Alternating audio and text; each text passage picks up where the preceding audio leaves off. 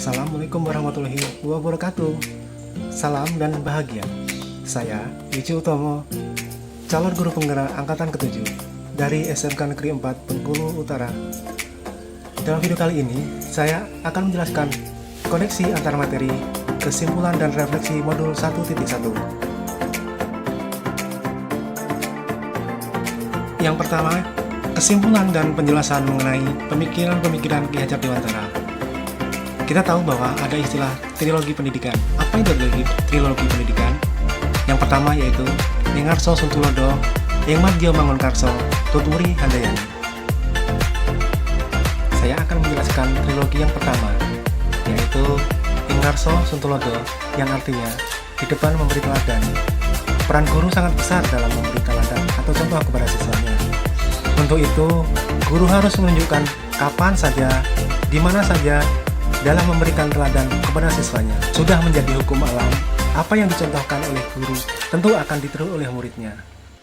Yang kedua, Ingmadjo Mangunkarso, atau di tengah memberi semangat. Dalam hal ini, guru harus berperan sebagai orang tua, teman, dan menjadi motivator bagi murid untuk berkembang menuju kodratnya. Dan trilogi yang ketiga, yaitu Tuturi Handayani, yang berarti di belakang memberi dorongan. Dalam hal ini, guru harus mendorong dan membimbing siswanya dalam mengembangkan minat dan bakat sesuai dengan keinginan mereka. Yang kedua yaitu pendidikan yang menuntun. Ki Hajar Dewantara berpendapat bahwa pendidikan adalah memberikan tuntunan kepada segala kekuatan kodrat yang dimiliki setiap anak agar ia mampu mencapai keselamatan dan kebahagiaan yang setinggi-tingginya, baik sebagai manusia ataupun sebagai anggota masyarakat. Ki Hajar Dewantara menjelaskan bahwa kekuatan kodrat yang ada pada anak-anak itu tiada lain ialah segala kekuatan yang ada dalam hidup batin dan hidup lahir anak tersebut. Itu karena kekuatan kodrat. Artinya, kita kaum pendidik hanya dapat menuntun tumbuh atau hidupnya kekuatan itu agar dapat memperbaiki lakunya dan bukan untuk merubah kodrat anak tersebut.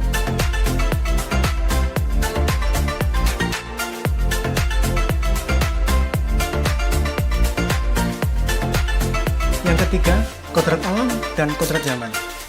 Ki Hajar Dewantara menjelaskan bahwa dasar pendidikan pada anak dipengaruhi oleh yang pertama yaitu kodrat alam, yang berkaitan dengan sifat dan bentuk lingkungan di mana anak berada.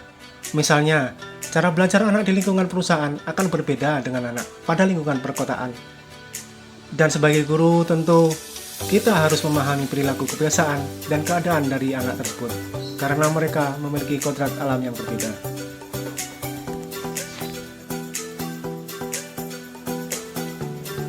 Dan yang kedua adalah kodrat zaman, di mana cara belajar dan interaksi murid abad ke-21 tentu sangat berbeda dengan para murid di pertengahan dan akhir abad ke-20.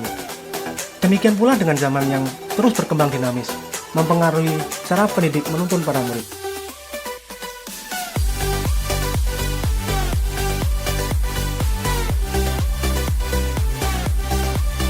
Yang keempat, budi pekerti atau watak. Menurut Ki Hajar Dewantara, budi pekerti juga dapat diartikan keselarasan hidup antara cipta, rasa, karsa, dan karya.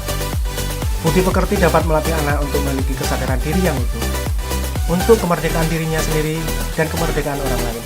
Oleh sebab itu, peran orang tua di rumah adalah sebagai guru, penuntun, dan pemberi keteladanan menjadi sangat penting dalam tumbuh budi pekerti pada anak mereka.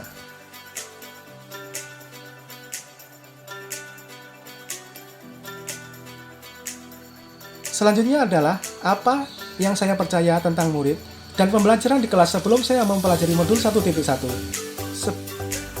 Sebelumnya, saya hanyalah seorang guru yang meyakini dengan hukuman kepada siswa akan memberikan efek jera dan merubah perilaku mereka, serta sikap masa bodoh dengan mereka.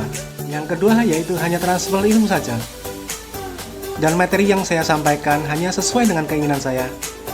Hanya berpikir bagaimana siswa saya memahami materi yang saya ajarkan dan mereka mendapatkan nilai yang baik tanpa melakukan pengukuran, tanpa melakukan refleksi pada murid.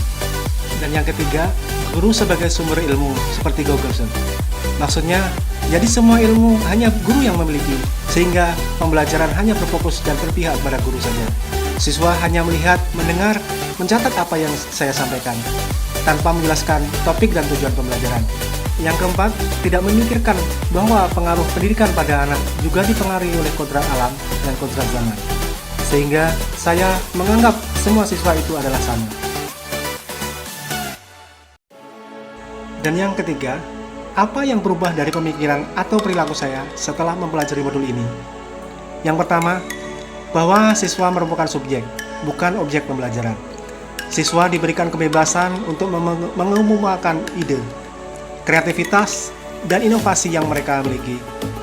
Guru bukanlah pemberi hukuman kepada siswa yang memiliki perilaku kurang baik, namun guru adalah sebagai teladan bagi siswanya. Yang kedua, pembelajaran yang menyenangkan.